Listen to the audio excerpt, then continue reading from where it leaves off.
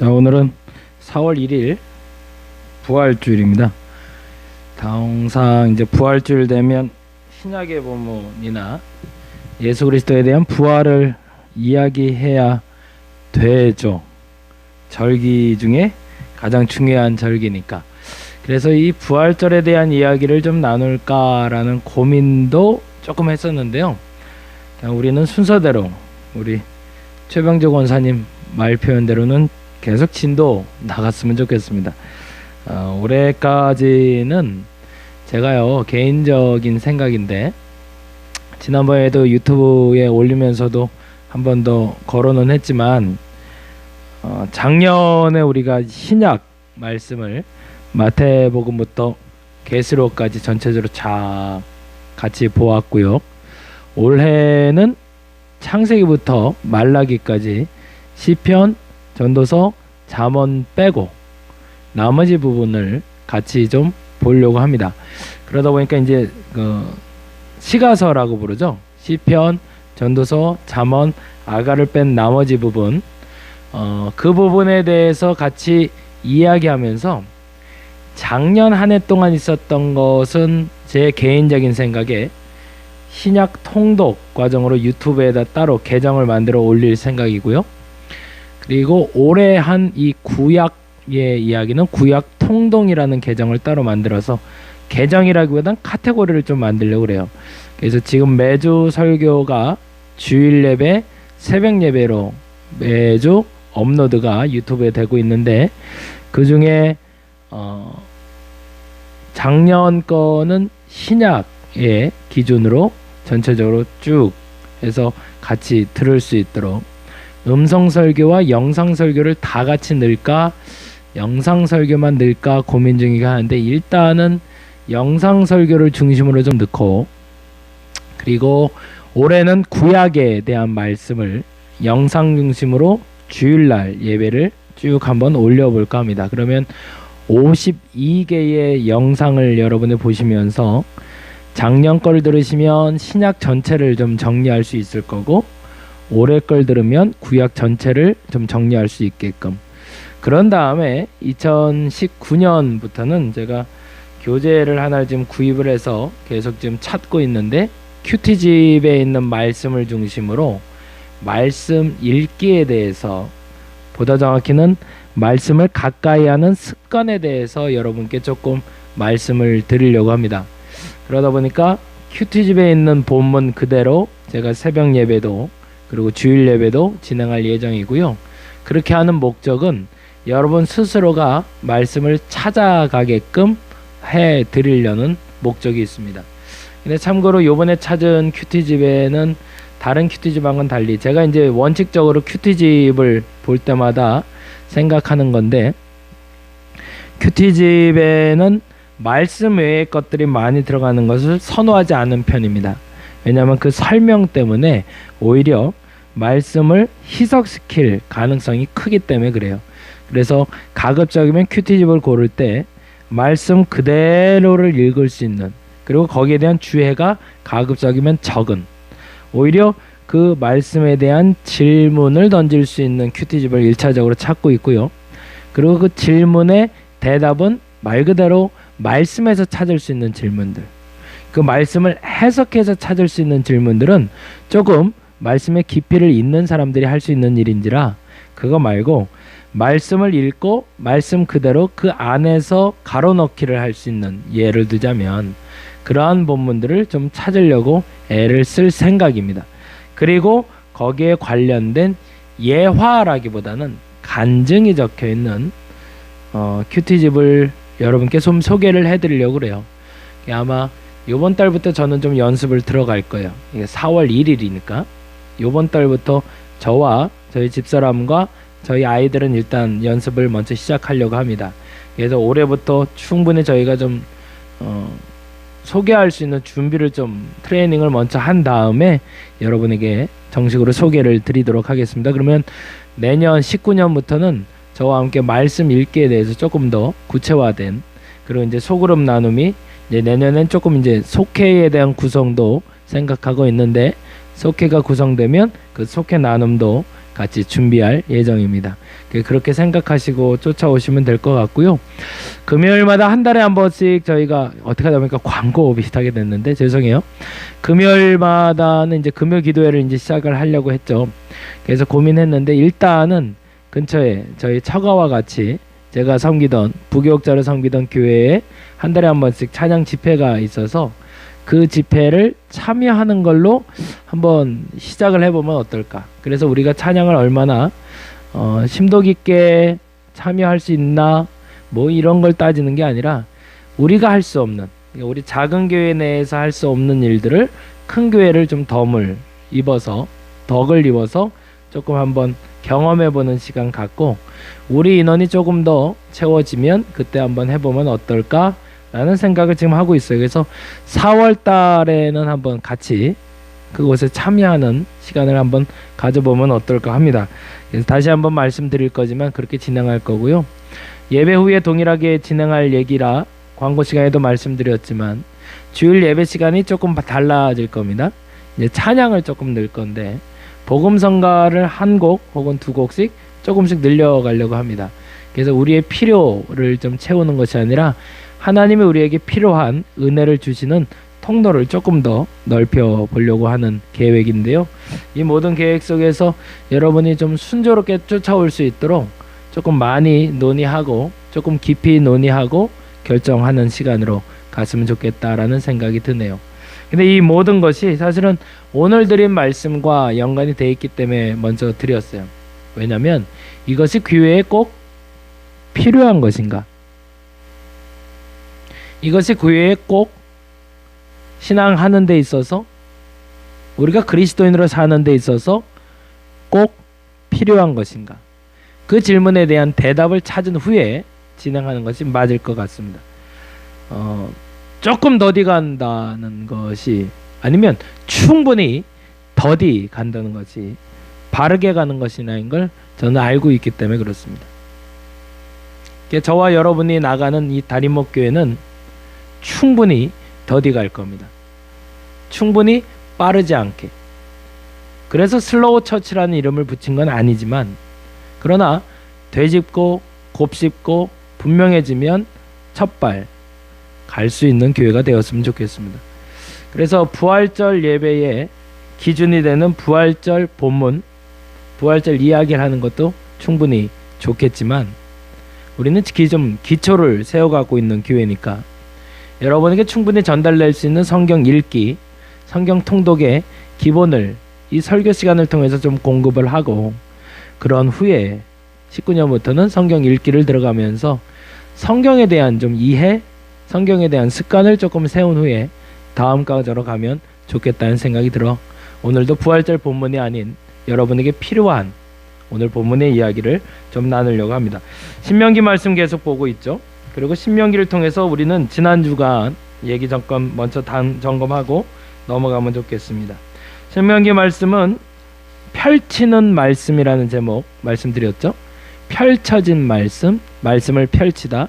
과거, 현재, 미래를 중심으로 모세가 이스라엘 백성들에게 하나님의 말씀을 잡고 전해진 말씀이 신명기라는 말씀드렸고요. 그래서 1장부터 4장까지 이야기를 통해선 과거에 있었던 일에 대해서 이야기했다면 5장부터 시작해서 현재 지금 지켜야 될 규례를 말하고 있다라는 이야기를 드렸습니다. 그래서 이 말씀들이 과거에도 지금도 변함없는 옳은 것, 변치 말아야 될 것, 변하지 말아야 될 옳은 것과 그리고 변하지 말아야 될 죄에 대해서 우리가 한번 점검해보자는 이야기를 지난주에 드렸죠. 이 부분이 여러분 헷갈리시면 안 돼요. 이번 주에 금요일날 우리 한 청년하고 대화하다 그런 얘기 했는데요. 하나님이 옳다 하는 것과 하나님이 그르다 하는 것이 과거로부터 변한 적은 없습니다. 십계명을 두 번째 받을 때도 달라진 건 없었습니다. 더 첨가된 얘기 없었습니다. 그들의 죄가 더 관영했다고 그래서 더 추가적으로 10계명에서 12계명을 만들어주지 않았다는 얘기입니다. 그 계명으로 족하다는 얘기 아니라 그 계명이 기준이라는 얘기입니다. 그래서 그 기준 하에서 두 가지를 나누었는데 첫 번째는 옳다라고 생각하는 것, 보다 정확히는 하나님이 옳다라는 것이 무엇인지에 대한 구별. 그리고 하나님이 옳지 않다고 하는 것이 무엇이냐에 대한 구별. 그런데 문제는 희석된 선한 건 희석된 악한 것이죠. 이게 죄일까? 이게 선일까? 이건 착한 일인가? 나쁜 일인가? 우리는 이 부분이 계속 헷갈린다는 거예요. 근데 왜 그런가 생각했더니 금요일날 새벽에도 말씀드렸고 그 테오라는 청년하고도 이야기한 건데, 하나님이 옳다고 그런 것에 갑자기 그 악한 것이 희석돼서 동일한 위치로 올라가 버리니까 이것이 좋은 건지 나쁜 건지 구별을 못 하더라는 거죠. 근데 사실은 신명기 말씀은 옳은 것이 무엇인지 틀린 것이 무엇인지를 분명히 해서 하나님의 율법을 지키라 라고 말하는 게 신명기라고 제가 말씀드렸습니다. 그리고 나서 죄에 대한 이야기를 계속 드렸어요. 새벽 예배 때 나오신 분들은 다 기억하시지만 혹여 이제 안 나온 분들을 위해서 제가 말씀드리는데, 세 가지의 죄가 있다고 그랬습니다. 첫째는 뭐라고 했죠? 우상. 그건 지난 주일날도 말씀드린 거죠. 우상을 범하지 말아야 된다. 우리가 우상으로 삼고 있는 것, 보다 정확히는 이런 표현을 했죠. 하나님의 자리에 하나님이 아닌 다른 것이 올라간 것이 우상이다. 그러니 그것을 제해버려야 된다. 이건 죄입니다. 보다 정확히는, 제가 이 보다 정확히라는 단어를 많이 쓰는군요. 정확히 표현하고 싶어서 그래요. 우상이란 하나님의 자리, 곧 하나님이 계셔야 할 것에 하나님 아닌 것이 있는 것을 말합니다.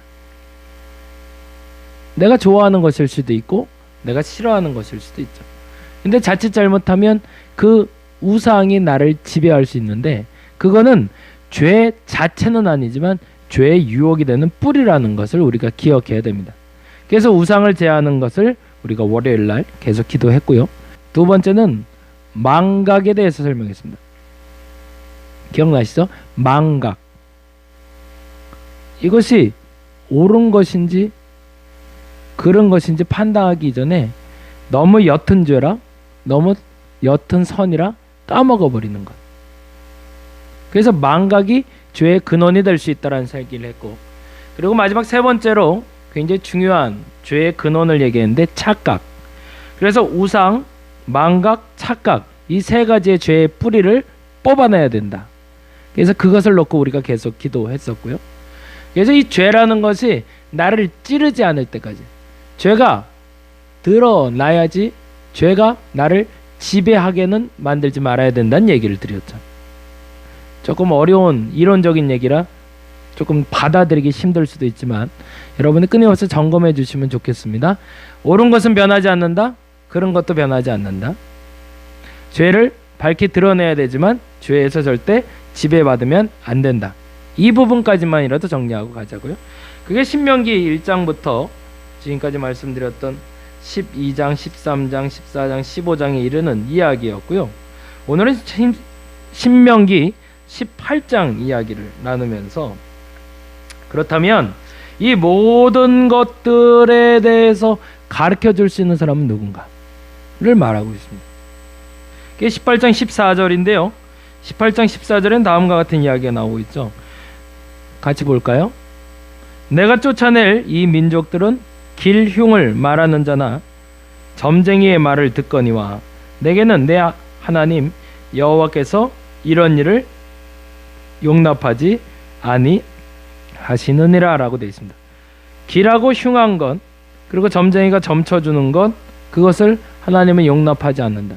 그러고 나서 하나님은 약속을 하나 하셨는데 그것이 바로 15절입니다.